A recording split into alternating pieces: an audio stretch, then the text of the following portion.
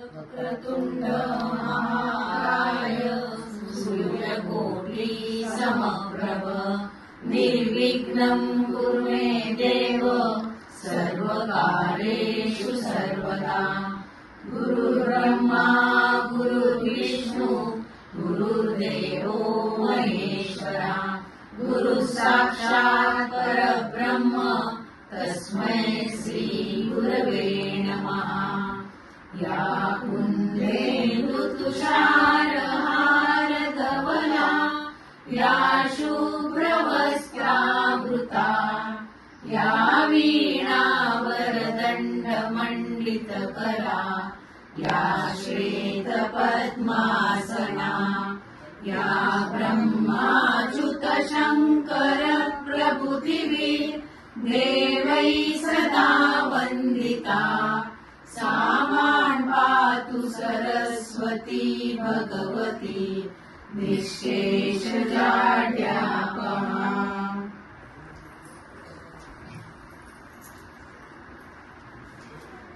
ब्रह्ममुरारिसुरार्चितलिङ्गम् निर्मलभाषितशोभितलिङ्गम् जन्मज पापविनाशकलिङ्गम् तत्प्रणमामि सदा शिवलिङ्गम् तत्प्रणमामि सदा शिवलिङ्गम् देवमुनिश्रवणार्चितलिङ्गम् कामदहन करुणाकरलिङ्गम्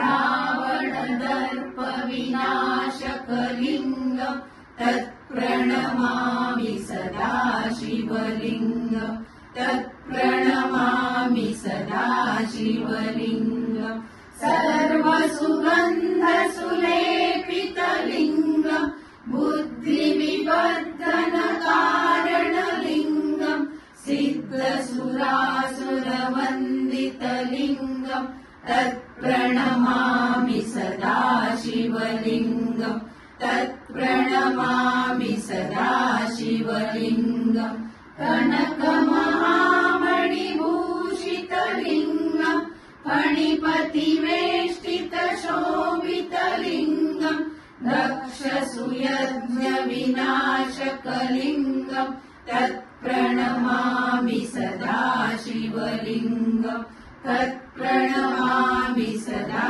शिवलिङ्गम् कुङ्कुमचन्दनलेपितलिङ्गम् पङ्कजहार सुशोभितलिङ्गम् सञ्चितपापविनाशकलिङ्गम् तत्प्रणमामि सदा शिवलिङ्गम् तत्प्रणमामि सदा शिवलिङ्गम् देवगणार्चितसेवितलिङ्गम् आविर्भक्तिविलेपितलिङ्गम् दिनकरकोटिप्रभाकरलिङ्गम् तत्प्रणमामि सदा शिवलिङ्गम् तत्प्रणमामि सदा शिवलिङ्गम् अष्टगणोपरिवेष्टितलिङ्गम् सर्वसमुद्भवकारणलिङ्गम्